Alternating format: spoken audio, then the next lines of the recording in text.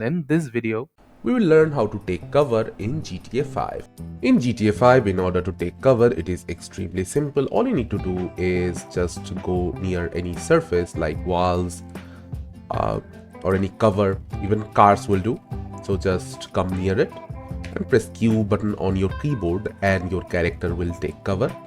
Now, while in cover, you can just use various weapons. So in order to use a weapon in the cover mode, all you need to do is just open up your weapon wheel. From here, select any weapon of your choice. And in order to aim while in cover mode, just right click and any direction, and your character will aim while from cover. You can also fire.